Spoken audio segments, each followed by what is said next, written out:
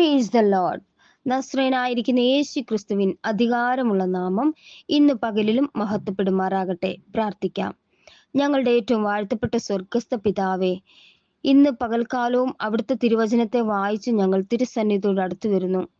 അവിടുത്തെ കൃപയാൽ ഇന്ന് പകൽക്കാലം ഈ ശുശ്രൂഷ അനുഭവിക്കുന്ന എല്ലാ സഹോദരങ്ങളെയും ആയുസിന്റെ അന്ത്യത്തോളം നസ്രേനായിരിക്കുന്ന യേശു ക്രിസ്തുവിന്റെ ഈ തിരുവചനത്താൽ ബലത്തോടെ നടത്തുമാറാകണമെന്ന് പ്രാർത്ഥിക്കുന്നു.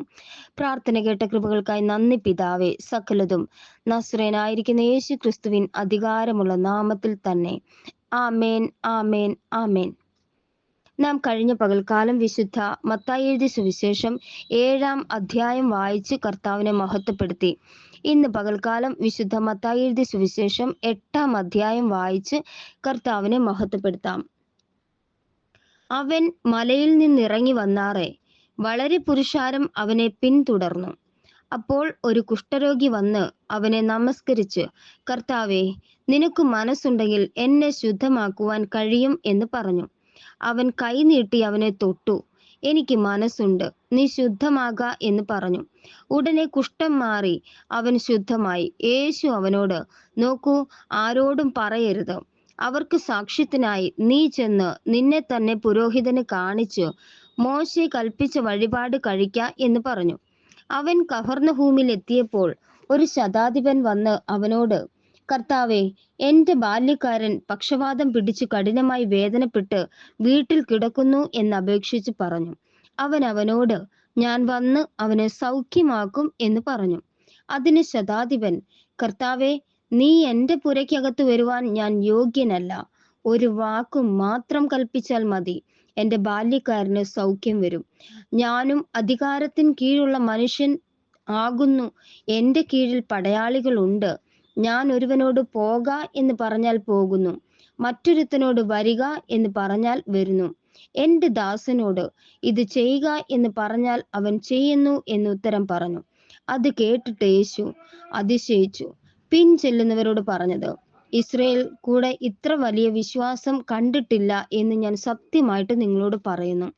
കിഴക്ക് നിന്നും പടിഞ്ഞാറ് നിന്നും അനേകർ വന്ന് അബ്രഹാമിനോടും ഇസഹാക്കിനോടും യാക്കോബിനോടും കൂടെ സ്വർഗരാജ്യത്തിൽ പന്തിക്കിരിക്കും. രാജ്യത്തിന്റെ പുത്രന്മാരെയോ ഏറ്റവും പുറത്തുള്ള ഇരുളിലേക്ക് തള്ളിക്കളയും. അവിടെ കരച്ചിലും പല്ലുകടിയും ഉണ്ടാകും എന്ന് ഞാൻ നിങ്ങളോട് പറയുന്നു. പിന്നെ യേശു ശതാധിപനോട്, പോക, നീ വിശ്വസിച്ചതുപോലെ നിനക്ക് ഭവിക്കട്ടെ എന്ന് പറഞ്ഞു. ആ നാഴികയിൽ തന്നെ അവന്റെ ബാല്യക്കാരന് സൗഖ്യം വന്നു. യേശു പത്രോസിന്റെ വീട്ടിൽ വന്നാറെ അവന്റെ അമ്മായിയമ്മ പനി പിടിച്ചു കിടക്കുന്നത് കണ്ടു. അവൻ അവളുടെ കൈ തൊട്ട് പനി അവളെ വിട്ടു. അവൾ എഴുന്നേറ്റ് അവർക്ക് ശുശ്രൂഷ ചെയ്തു. വൈകുന്നേരമായപ്പോൾ പല ഭൂതഗ്രസ്തരെയും അവന്റെ അടുക്കൽ കൊണ്ടുവന്നു. അവൻ വാക്കുകൊണ്ട് ദുരാത്മാക്കളെ പുറത്താക്കി സകല ദീനക്കാർക്കും സൗഖ്യം വരുത്തി. അവൻ നമ്മുടെ ബലഹീനതകളെ എടുത്തു വ്യാധികളെ ചുമന്നു എന്ന് യെശയ്യാപ്രവാചകൻ പറഞ്ഞത് നിവർത്തിയാകുവാൻ തന്നെ. എന്നാൽ യേശു തന്റെ ചുറ്റും വളരെ പുരുഷാരത്തെ കണ്ടാറെ അക്കരയ്ക്ക് പോകുവാൻ കൽപ്പിച്ചു. അന്ന് ഒരു ശാസ്ത്രി അവന്റെ അടുക്കൽ വന്നു. ഗുരു, നീ എവിടെ പോയാലും ഞാൻ നിന്നെ അനുഗമിക്കാം എന്ന് പറഞ്ഞു. യേശു അവനോട്, കുറുനരികൾക്ക് കുഴികളും ആകാശത്തിലെ പറവകൾക്ക് കൂടുകളും ഉണ്ട്, മനുഷ്യപുത്രനോ തല ചായ്പാൻ ഇടമില്ല എന്ന് പറഞ്ഞു. ശിഷ്യന്മാരിൽ വേറൊരുത്തൻ അവനോട്, കർത്താവേ, ഞാൻ മുൻപേ പോയി എന്റെ അപ്പനെ അടക്കം ചെയ്യുവാൻ അനുവാദം തരേണം എന്ന് പറഞ്ഞു. യേശു അവനോട്, നീ എന്റെ പിന്നാലെ വരിക, മരിച്ചവർ തങ്ങളുടെ മരിച്ചവരെ അടക്കം ചെയ്യട്ടെ എന്ന് പറഞ്ഞു. അവൻ ഒരു പടകിൽ കയറിയപ്പോൾ അവന്റെ ശിഷ്യന്മാർ കൂടെ ചെന്നു.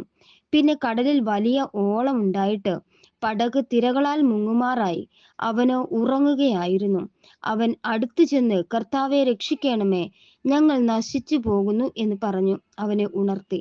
അവൻ അവരോട്, അല്പവിശ്വാസികളെ, നിങ്ങൾ ഭീരുക്കളാകുവാൻ എന്ത് എന്ന് പറഞ്ഞ ശേഷം എഴുന്നേറ്റ് കാറ്റിനെയും കടലിനെയും ശാസിച്ചപ്പോൾ വലിയ ശാന്തതയുണ്ടായി. എന്നാറെ ആ മനുഷ്യർ അതിശയിച്ചു, ഇവൻ എങ്ങനെയുള്ളവൻ, കാറ്റും കടലും കൂടെ ഇവനെ അനുസരിക്കുന്നുവല്ലോ എന്ന് പറഞ്ഞു. അവൻ അക്കരെ ഗദരേനരുടെ ദേശത്തെത്തിയാറെ 2 ഭൂതഗ്രസ്തർ ശവക്കല്ലറകളിൽ നിന്ന് പുറപ്പെട്ട് അവന് എതിരേറ്റു വന്നു. അവർ അത്യുഗ്രന്മാരായിരുന്നത് കൊണ്ട് ആർക്കും ആ വഴി നടന്നുകൂടാഞ്ഞു. അവർ നിലവിളിച്ചു, ദൈവപുത്ര, ഞങ്ങൾക്കും നിനക്കും തമ്മിൽ എന്ത്? സമയത്തിനു മുൻപേ ഞങ്ങളെ ദണ്ഡിപ്പിപ്പാൻ ഇവിടെ വന്നുവോ എന്ന് പറഞ്ഞു. അവർക്കകലെ ഒരു വലിയ പന്നിക്കൂട്ടം മേഞ്ഞുകൊണ്ടിരുന്നു. ഭൂതങ്ങൾ അവനോട്, ഞങ്ങളെ പുറത്താക്കുന്നുവെങ്കിൽ പന്നിക്കൂട്ടത്തിലേക്ക് അയക്കണം എന്നപേക്ഷിച്ചു. പൊയ്ക്കൊള്ളുവീൻ എന്ന് അവൻ അവരോട് പറഞ്ഞു. അവർ പുറപ്പെട്ട് പന്നികളിലേക്ക് ചെന്നു. ആ കൂട്ടമെല്ലാം കടുംതൂക്കത്തോടെ കടലിലേക്ക് പാഞ്ഞ് വെള്ളത്തിൽ മുങ്ങി ചത്തു. മേയ്ക്കുന്നവർ ഓടി പട്ടണത്തിൽ ചെന്ന് സകലവും ഭൂതഗ്രസ്തരുടെ വസ്തുതയും അറിയിച്ചു. ഉടനെ പട്ടണമെല്ലാം പുറപ്പെട്ട് യേശുവിനെതിരെ ചെന്നു. അവനെ കണ്ടാറെ തങ്ങളുടെ അതിർ വിട്ടു പോകണമെന്ന് അപേക്ഷിച്ചു. ആമേൻ, ആമേൻ, ആമേൻ. ഞങ്ങളുടെ ഏറ്റവും വാഴ്ത്തപ്പെട്ട സ്വർഗസ്ഥ പിതാവേ, അനുഗ്രഹിക്കപ്പെട്ട തിരുവചനങ്ങൾക്കായി നന്ദി കർത്താവേ.